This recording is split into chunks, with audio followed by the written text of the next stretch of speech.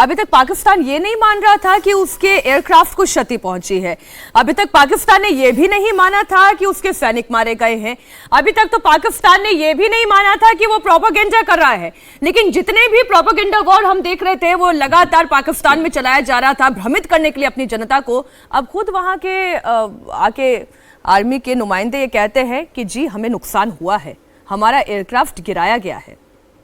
बिल्कुल, देखिए सबसे बड़ी चीज़ तो है कि पाकिस्तान के प्राइम मिनिस्टर शहबाज शरीफ का जो परसों स्टेटमेंट था नेशन को रात के मेरे ख्याल 11:35 के आसपास, उस पर भी उन्होंने एक्नॉलेज किया कि हमारे बहुत लॉसेस हुए हैं, हमारे पाकिस्तान के ज़ख़ीरे, मिलिट्री डम्प्स वगैरह वगैरह, उन्होंने सब कुछ बताया है।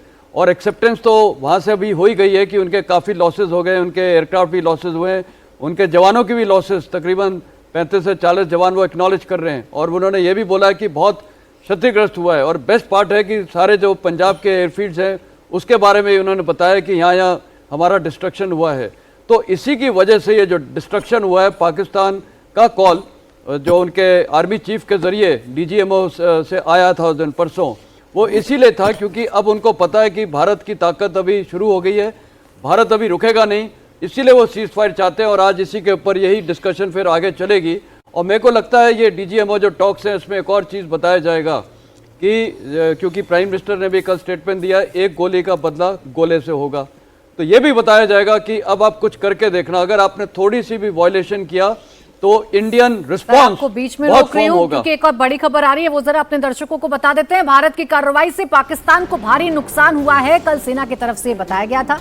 पाकिस्तान के 35 से 40 जवानों की मौत हुई है। LOC पर फायरिंग में मारे गए पाकिस्तानी जवान। जी हां, कल ये जो प्रेस ब्रीफिंग हुई थी उसमें साफ कर दिया गया था कि जो 35 से 40 जवान मारे गए हैं पाकिस्तान के, ये मारे गए हैं LOC और आसपास के बॉर्डर एरिया में। तो ये नुकसान हुआ है पाकिस्तान का। आप सोच रहे होंगे कि पाकिस्तान घुटनों पर क्यों आया, क्योंकि पाकिस्तान को चौतरफा मार पड़ रही थी।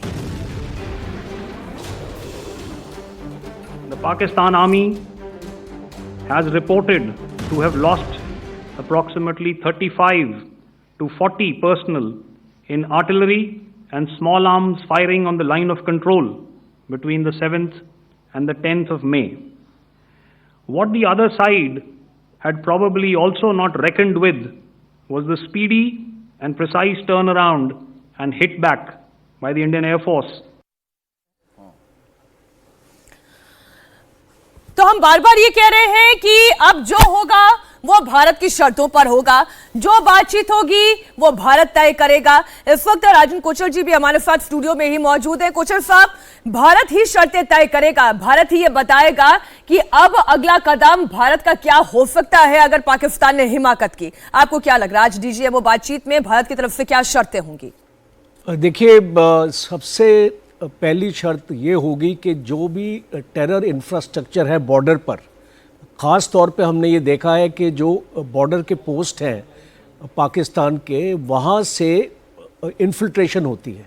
तो पहली शर्त ये होगी कि हम कोई आपसे नहीं चाहते हैं कि कोई इन्फिल्ट्रेशन हो वहाँ से, और अगर ये इन्फिल्ट्रेशन होगी तो हम उसकी जवाबी कार्रवाई बहुत सख्त होने वाली है। ये है पहली शर्त। दूसरी शर्त ये है कि जो आज बॉर्डर पे पाकिस्तान की आर्टिलरी गन्स डिप्लॉयड हो चुकी हैं, उनका जो भी स्टेज फॉरवर्ड हुई है फौज, वो फौज को वापस जाना चाहिए, क्योंकि इस बॉर्डर पे एक स्टेटस को, जो इस लड़ाई से पहले जो स्टेटस को था, वो पाकिस्तान को इसको करना पड़ेगा। क्योंकि अगर ये तोपें वहाँ पे रहती हैं तो एक चांस हो जाता है कि एक इसको सीज फायर वायलेशन, ये आपका एस्केलेशन में चला जाए। तो ये बहुत ज़रूरी है कि D induction of those forces which have actually come after 7th May। Third important aspect है आपका, सबसे इम्पॉर्टेंट है कम्युनिकेशन चैनल। देखिए, अगर कोई भी वायलेशन होता है तो इंडियन आर्मी के जो DGMO है उनको बताएंगे कि वो हमको जो इमीडिएटली कम्युनिकेशन में आना चाहिए, कि हमको इसको ये पता करना चाहिए कि ये वायलेशन क्या लोकल कमांडर्स ने किया है, क्या उनको पीछे से ऑर्डर्स मिले हैं और इसकी वजह क्या है। क्योंकि हम ये देखते हैं ख़ास तौर पे सीज फायर जब आपका वायलेट होता है तो कई बार लोकल कमांडर्स अपने आप ही एक्शन लेते हैं, उनको ऊपर से हिदायत उनको नहीं मिलती है, फिर उसके बाद एक एस्केलेशन हो जाता है क्योंकि दूसरी जो फोर्स है वो उसका जवाब देती है। और हमने ये देखा है होते हुए, क्योंकि पाकिस्तान के साथ 2003 में एक पहले सीजफायर एग्रीमेंट हुआ है और फिर हमने 2021 में उस सीजफायर एग्रीमेंट को रिव्यू किया है। सर, उसका जिक्र तो सेना ने अपनी प्रेस कॉन्फ्रेंस में किया। मैं आपको बीच में रोक रही हूं क्योंकि सेना ने ये बता दिया कि बार बार अगर सीज फायर होगा तो हमारे लिए एक्ट ऑफ वॉर माना जाएगा। हमने कड़ी चेतावनी पाकिस्तान को दे दिया। वो चेतावनी कितनी कड़ी है और बैठक में क्या निकलता है, दोपहर 12 बजे ये जो बातचीत है वो हॉटलाइन पर होगी दोनों डीजीएमओ के बीच में, और ये तय किया जाएगा कि भारत और पाकिस्तान के बीच में तनाव बढ़ेगा या यहां से फायरिंग रुकेगी।